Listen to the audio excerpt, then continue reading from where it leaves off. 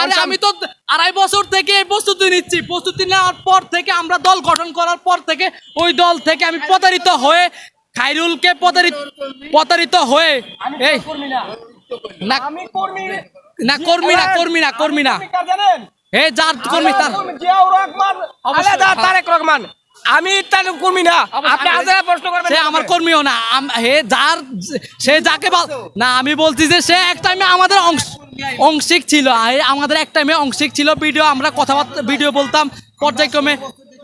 অনেক আন্দোলন করেছে আওয়ামী লীগের বিরুদ্ধে, তখন তো আপনাদেরকে আমরা এই প্রেসক্লাবে দেখলাম না।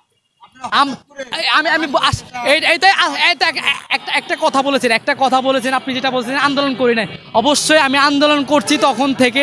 আপনার যখন এই যে আপনার আওয়ামী লীগ যখন আপনার বাংলাদেশের মানুষকে এই যে আপনার ওই যে হিন্দু বাইকে যখন আপনার শিবির বলে ঘোষিত করেছে, তখন আপনার দেখেছেন জামাতের একটা লোক আপনার কথা বলেছে, এবং কি জামাতের অনেক লোকে পর্যায়ক্রমে দাবি বলেছে যে সে একজন শিবির না, সে একজন হিন্দু লোক। ওই পর্যায় থেকে তাকে যেন ছেড়ে দেওয়া হয়, তার কাজ করা হয়। তো ওই পর্যায় থেকে আমিও সোশ্যাল মিডিয়ার মাধ্যমে কথা বলেছি, এমনকি দাবি নিয়েছি। আমার বেশি টাইম নেই।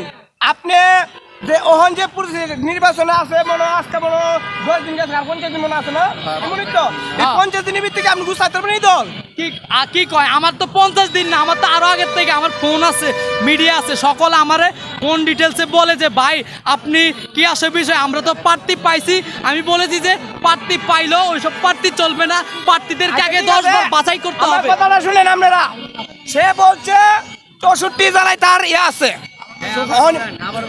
64 জেলা আপনি আছে, আপনি কি 1-2 লাখ মানুষ এনে দাঁড়াইতে পারবেন আমারে? অবশ্যই আমি তোমাকে তুমি কোন সময় আসবা? তুমি তো থাকো রিক্সা লয়া, কারণ তুমি আমাকে দেখছো দেখে আজকে তুমি আমার সাথে আসছে কথা বলছো, সবাই অবশ্যই আমার সাথে আসবা। ওনে আরে কথা বল, এলা বলছে করছি মূলত এই কারণে যে আপনার সে একটা প্রতারিত লোক, সে মানুষের কথা ভাবে না, মানুষের কথা চিন্তা করে না। কারণ বাংলাদেশ মানুষকে নিয়ে চলতে হবে, বাংলাদেশ মানুষ আমাদের এই দেশের গণপ্রজাতন্ত্র বাংলাদেশের নাগরিক, তাদেরকে নিয়ে চলতে হবে, তাদেরকে নিয়ে আমরা এই দেশ গুছাইতে হবে। তো সে দেশের মানুষের কথা চিন্তা করে না, সে নতুন পর্যায়ক্রমে এখন নতুন কিছু ধান্দা করে, মানুষের সাথে আলোচনা করে। খায়রুল তো খায়রুল থেকে আমি আচ্ছা এটা যে আপনি কিনেছেন কি মার্কা? বই মার্কা এখন দিই নাই এই কারণে যে কারণ বই মার্কা দিলে আমার সমস্যা হবে, কারণ আমাকে যে কোনো টাইমে পুলিশে ধরে ফেলবে। এই কারণে আমি বই মার্কা দিই না, আমি শুধু বই মার্কা নিয়ে পদপ্রার্থী এমনকি কথা বলতেছি, আমার কথাবার্তা সব কিছু চলতেছে নির্বাচন অফিসের কার্যালয়ের মধ্যে।